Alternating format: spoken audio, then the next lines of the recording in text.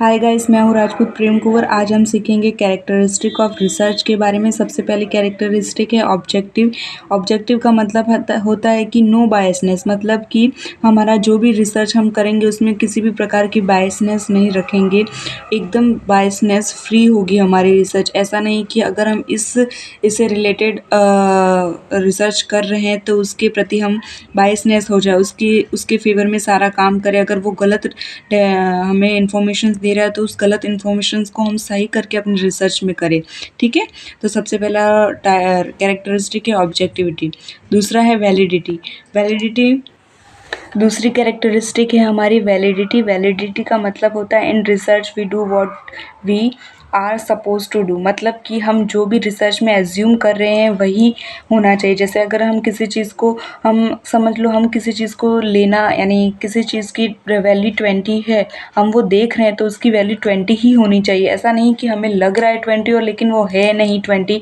लगने के ऊपर नहीं जाना, हमें जो दिख रहा है, हम जो करना चाहते हैं हम वही करें। हम इस टॉपिक से रिलेटेड रिसर्च करना चाहते हैं तो उसी टॉपिक से रिलेटेड रिसर्च करें, तो वो हो गया हमारा वैलिडिटी।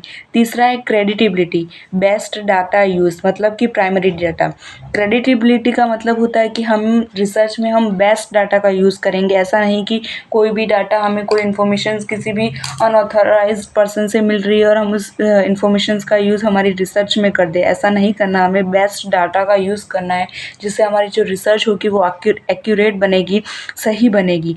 प्राइमरी डाटा मैंने यहाँ पे बॉक्स में लिखा है। प्राइमरी डाटा मतलब कि हम जो सबसे पहले फाइंड करते हैं, ऐसा नहीं कि हम सेकेंडरी डाटा का यूज़ करें। सेकेंडरी डाटा मतलब वो कि जो किन्हीं और रिसर्च के द्वारा लिखी हुई है, उन डाटा का उपयोग नहीं करेंगे, बल्कि खुद जाकर खोजेंगे कि है इन्फॉर्मेशंस क्या है, ढूंढने का प्रयत्न करेंगे। ठीक है, चौथी है हमारी एक्यूरेसी। एक्यूरेसी मतलब कि क्रेडिटेबिलिटी, वैलिडिटी, ऑब्जेक्टिविटी, इसीलिए रिजल्ट क्या होता है, एक्यूरेट होता है। मतलब कि एक्यूरेसी तीनों को मिला के बनाई गई है। ऑब्जेक्टिव, वैलिडिटी, अगर क्रेडिटेबिलिटी, इन तीनों का अगर हम सही ढंग से उपयोग करते हैं अपनी रिसर्च में, इन तीनों कैरेक्टरिस्टिक को आने देते हैं, तो हमारी जो एक्यूरेसी होगी वो हमारी एकदम रिसर्च में एक्यूरेसी आएगी। ठीक है, फिफ्थ है हमारे रिलायबिलिटी। रिलायबिलिटी मतलब रिपीट। रिपीट मतलब कि समझ लो मैंने ये रिसर्च की, अगर इस ऑथर ने ये रिसर्च इस थिंग को लेके की है, इस मेथड को लेके यूज़ किया, इस कंडीशन को लेके यूज़ किया और उसका वो आंसर आया, तो मैं भी अगर उसी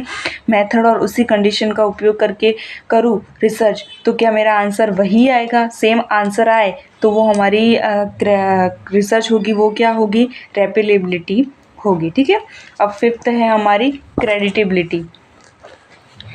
फिफ्थ है सिक्स है हमारी रेप्लिकेबिलिटी। रेप्लिकेबिलिटी मतलब कि है ना, मैं डिफरेंट कंडीशन, डिफरेंट मेथड को लेके करूँ फिर भी मेरा आंसर क्या है, सेम आए। मतलब कि पहले तो क्या था, जो रेप्लिकेबिलिटी में क्या था कि डिफरेंट मेथड और डिफरेंट कंडीशन को लिया फिर भी सेम आंसर है। जबकि रिएबिलिटी में क्या था कि सेम कंडीशन को लिया और सेम मेथड को लिया तो आंसर तो सेम आना ही था, लेकिन डिफरेंट कंडीशन को लेके और डिफरेंट मेथड को लेके अगर हमारा आंसर आए तो वो हमारी क्या हो जाएगी, रेप्लिकेबिलिटी हो जाएगी। ठीक है, सेवन्थ है हमारे सिस्टमेटिकली मतलब कि सीक्वेंस स्टेप होते हैं। हम रिसर्च में देखते हैं हमें सिस्टम फॉलो करना पड़ता है। जैसे हमें पहले प्रॉब्लम डिफाइन करनी पड़ेगी, बाद में उस प्रॉब्लम को लिटरेचर रिव्यू करना पड़ेगा, ऐसे तो एक सीक्वेंस बनाया जाता है, एक स्टेप्स होते हैं हमारी रिसर्च में।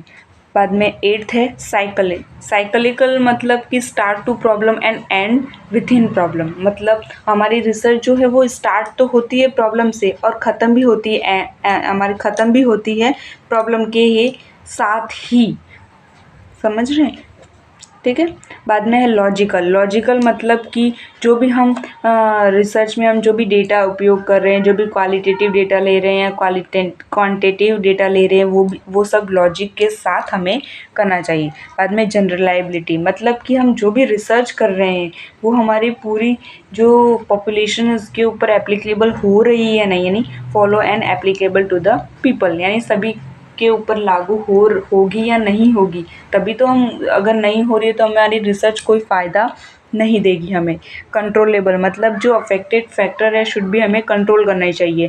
एम्पिरिकल मतलब रियल लाइफ एक्सपीरियंस पे बेस होनी चाहिए, रियल लाइफ एक्सपीरियंस पे बेस ऑब्जर्वेशंस करके हमें जो भी डाटा लेते हैं वो रियल लाइफ एक्सपीरियंस पे बेस होना चाहिए, ऑब्जर्वेशंस करके होना चाहिए। ठीक है, ठीक, थैंक यू।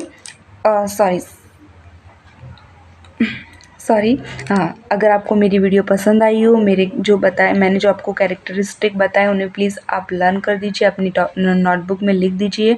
और आपको अगर मेरी वीडियो पसंद आई हो तो प्लीज़ लाइक सब्सक्राइब कीजिए मेरे चैनल को। और थैंक यू। और आपकी दिसंबर की एग्ज़ाम के लिए आपको बेस्ट ऑफ लक।